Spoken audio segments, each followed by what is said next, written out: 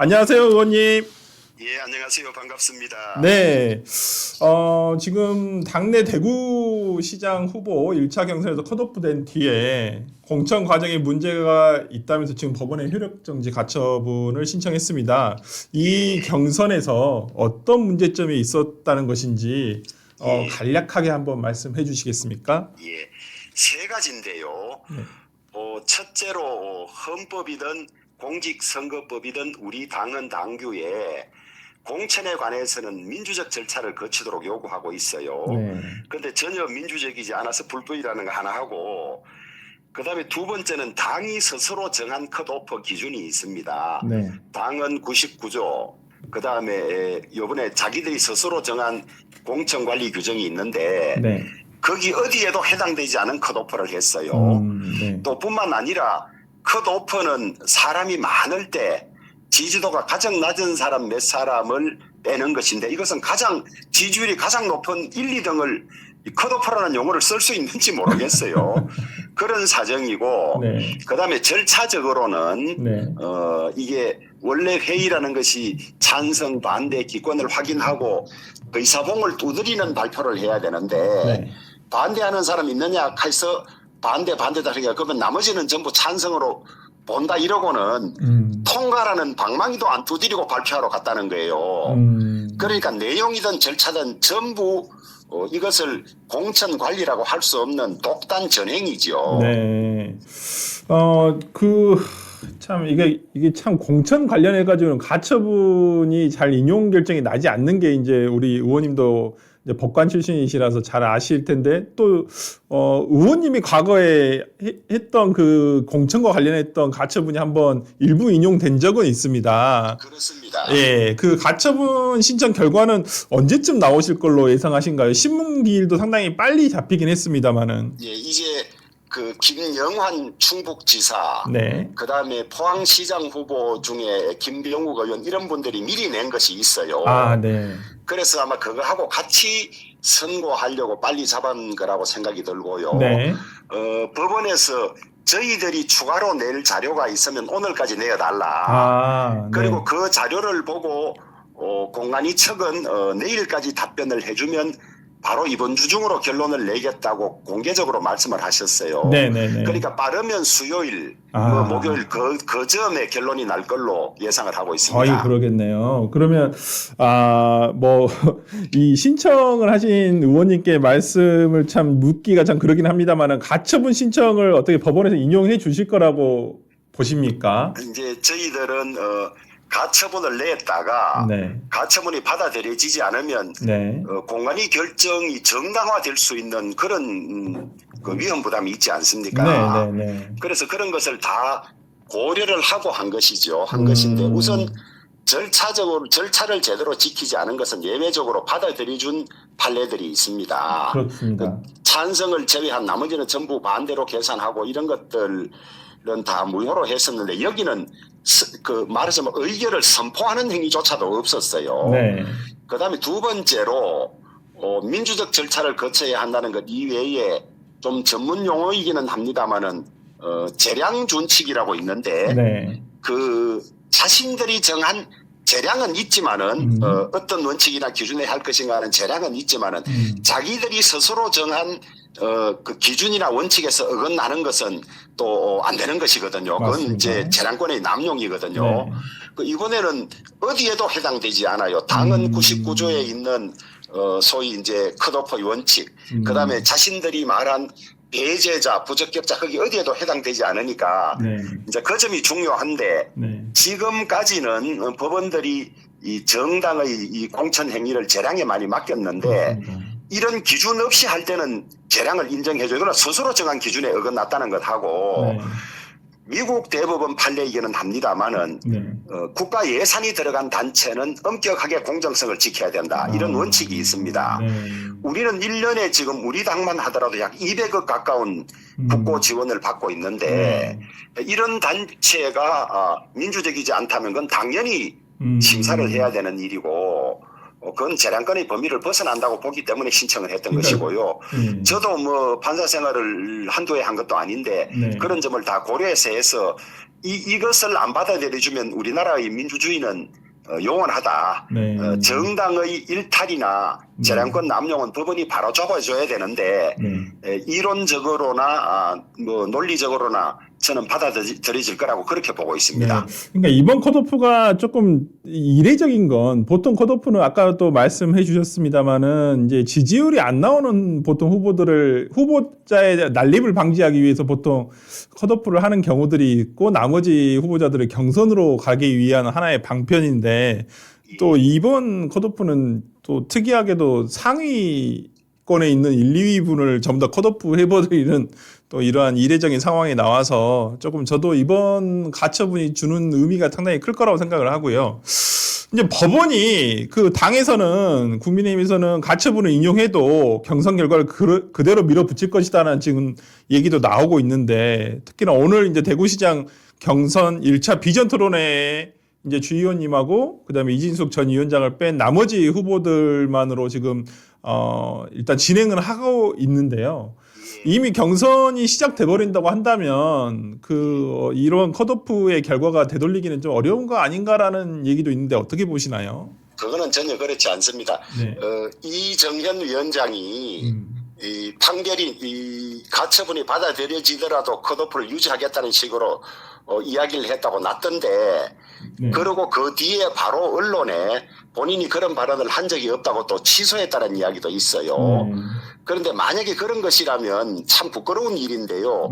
우리 당이 민주당을 상대로 법원이든 헌법재판소에 많은 재판을 걸어놓고 있는데 그 재판 우리가 이겨본들 민주당이 안 응하면 우리가 뭘 하겠습니까? 우리가 공관위원회가 있는 것도 다 헌법 법률 우리 당의 당헌 당규에 따라서 움직이는 건데 그 자신들의 존립 근거를 스스로 무너뜨리는 것일 뿐만 아니라 장동혁 당대표가 판사를 오래 한 사람이지 않습니까? 아니, 법원의 판결을 무시한다는 말은 공당에 있을 수가 없죠. 법원의 판결을 무시한다면 그거야말로 민주적 기본 질서를 해치는 정당 해산 사유가 돼요. 그러나 아시다시피 절차적인데 흠결이 있다면 절차를 다시 하는 방법은 있겠지요. 네, 맞습니다. 제대로 의결이 되지 않았다 그러면 다시 제대로 의결할 수는 있는데 그렇게 하면 이건 막가자는 것이고 그다음에 이번에는 절차뿐만 아니라 실체적인 내용에도 저는 법원이 판단해 줄 것이라고 기대를 하고 있거든요. 실체적으로 컷오프가 잘못됐다면 그것을 거부할 방법은 없어요. 만약에 그럼에도 불구하고 그대로 진행을 한다면 아시다시피 경선 절차 중지 가처분이 또 가능하지 않습니까? 네, 그렇습니다. 예, 그건 뭐 선거를 포기하는 거나 마찬가지죠. 그렇게 되면 당이. 그래서 저는 그런 일은 일어나서도 안 되고 입에 담아서도 안 되는 일이라고 생각합니다만은 예전에 보면 공관위원장 뭐 이제 이거 끝나면 이거 집에 놀던 사람이 이거 끝나면 또 집에 갈 사람이니까 뭐 악에 받쳐서 또 자르고 이런 일을 제가 또 당했지 않습니까? 그때 전략공천지역 취소를 했는데 그러니까 이제 전략공천지역은 가처분으로 받아들여졌는데 제가 무소속 탈당할 시점이 넘어서 탈당을 해버리니까 그때서 또 그런 지역으로 정해서 하는 그런 짓을 되풀이한 일은 있기는 있어요. 있는데 맞습니다. 그것은 국회의원 선거구 하나였고 이것은 250만 대구시장을 뽑는 일에 당이 그런 식으로 자해행위는 하지 않을 거라고 보죠. 네. 지금 이진숙 정반통위원장도 같이 컷오프가 되시면서 이제 그렇지만은 이진숙 정반통위원장도 지금 대구시장 무소속 출마를 시사를 했거든요. 그리고 어저께 주말에 보니까 또 그 삼성 라이온즈 티를 입으시고 이제 야구장 근처에서 유세까지는 아니지만 하여튼 선거 운동을 하시는 모습을 보여주셨는데. 만약에 진짜 컷오프가 번복되지 않고 한다면 지금 컷오프 되신 두 분, 이진숙 전 방통위원장과 우리 주호영 의원님께서 두 분 다 무소속 출마의 가능성은 어떻게 보시나요? 이게 이제 선거사에 남을 일이죠.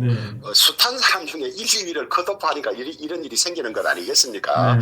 이진숙 위원장도 얼마나 억울하면 저러고 있겠어요. 그러니까 예전에는 컷오프를 하고 이러면 다 뭐 이 큰 선거를 무소속으로 치르기는 어렵고 더구나 대구는 국민의힘 지지가 높은 지역이니까 다 들어갔어요.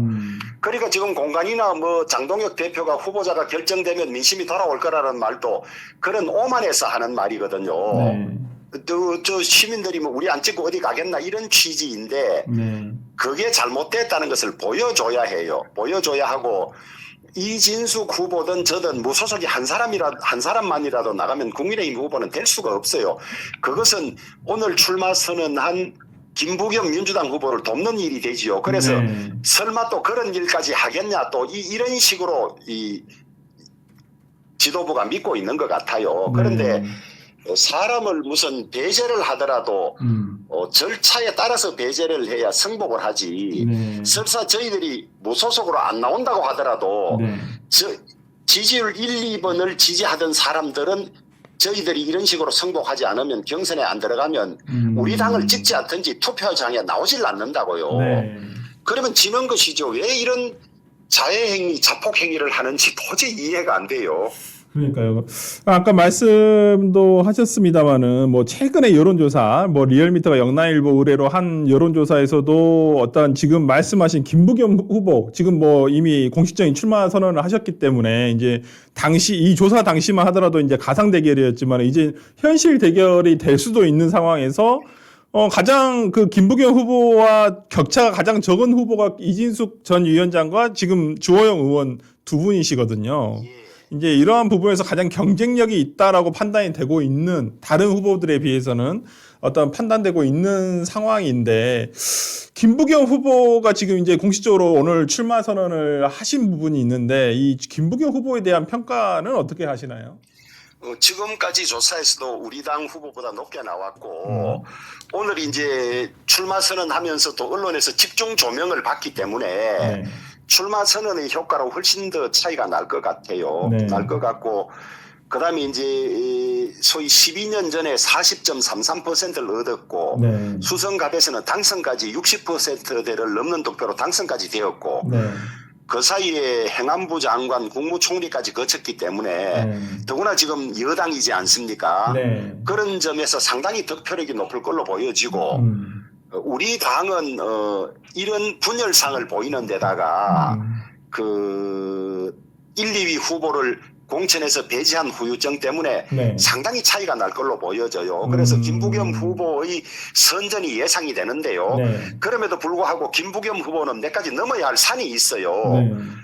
문재인 정부의 국무총리를 했기 때문에 문재인 정부의 소위 국가 해체 작업에 대해서 당이 잘못 알고 있는 이런 내용, 당이 싫어하는 내용들을 극복해야 되는 문제가 있고요. 그 다음에 이재명 정부에 대해서 그거 하지 않습니까? 대구 시민들이 싫어하는 점이 있지 않습니까? 이거에 대해서 제지하거나 고치려는 노력을 전혀 하지 않았을 뿐만 아니라 지금 대구 경북 통합이 물 건너가는 분위기에 있는데 뭐 언론에 의하면 통합되면 김부겸 후보가 대구 경북시장에 출마할 수가 없어요.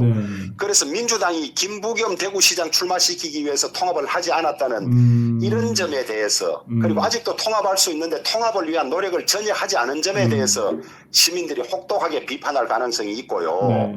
그다음에 대구 시민들이 가장 싫어하는 게 대구시장 할 때는 실컷 하다가 떠나고 난 다음에 평범한 서울시장이 되겠다. 평범한 서울시민이 되겠다. 평범한 경기도민이 되겠다. 이것을 가장 싫어합니다. 버리고 간 것을. 그 김부겸 후보가 국회의원 마치고 난 다음에 대구를 떠나서 경기도 양평에 집까지 덩그렇게 짓고 떠났기 때문에 그 점을 가장 싫어하죠. 그래서 이번에 출마를 이래 늦춘 것도 이 지역에서 출마해달라는 요구를 받아들여서 그런 점을 희석하기 위해서 이렇게 출마를 늦춘 걸로 보여지기 때문에 그 점에 대한 시민들의 눈이 매서울 걸로 그렇게 예상합니다. 네, 이거 약간 뭐 주제에서 벗어나긴 합니다만은 그 이정현 공관위원장이 지금 본인은 이제 전남 광주 통합 후보로 출마를 할 것도 검토를 하고 있다라고 평가를 하시는데 검토한 거에 알려졌는데 이 부분에 대한 뭐 의원님의 평가는 어떠실까요? 제가 지난주에 그 문제 지적을 했죠. 본인이 광주시장 출마할 거라고 준비를 하니까 우리 당의 광주시장 뜻이 있는 다른 후보들이 이정현 전 대표가 광주시장 나오겠다니까 다 아마 접은 사람도 있을 겁니다. 그러다가 돌연 공관위원장 제안을 받으니까 그걸 그냥 팽개치고 올라왔거든요. 그래서 우리 당의 이 광주 공천을 어렵게도 만들었을 뿐만 아니라 이런 상황에서 또다시 이제 공관위원장 마치고 다시 내려가겠다. 네. 저는 용기가 가상하다는 평가보다는 네.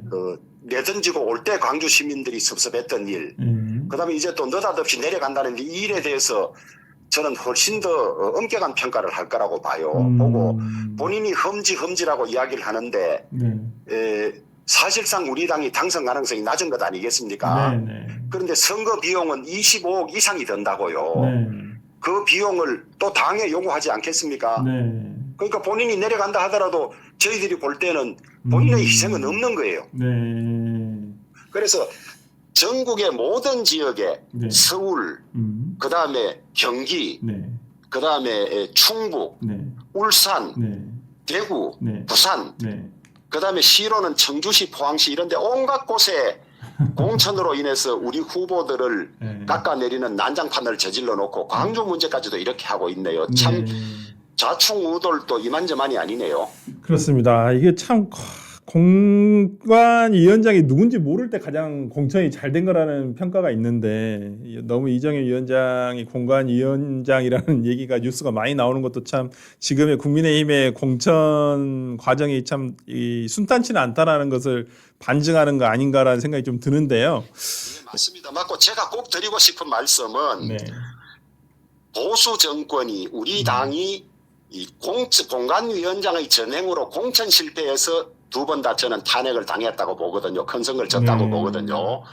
20대 때 2016년에 이한국 위원장 뭐 지금도 기억나지 않습니까? 오만방자하게 하다가 우리가 의석을 잃고 일당이 못 되고 국회의장도 넘겨주고 박근혜 대통령 탄핵으로 연결이 되었고 그 다음에 2020년 우리 선거 기억하지 않습니까? 공관위원장이 중간에 그만두고 사퇴하고 가버린 일. 뭐 이런 것들이 다 겹쳐서 이번에도 그런 것들이 겹쳐서 탄핵이 된 것이고 우리 당의 가장 큰 개혁은 첫째 공천을 공정하게 하는 것. 공천 혁신이 우리 당의 가장 큰 개혁인데 뭐가 문제인지도 모르면서 이정현 위원장이 와서 그야말로 천방지축 당을 흔들어 놓고 거듭된 실패를 계속하고 있으면서도 뭐가 뭔지도 모르면서 저렇게 떠들고 있어서 너무 안타깝고 화가 나기도 하고 그렇습니다.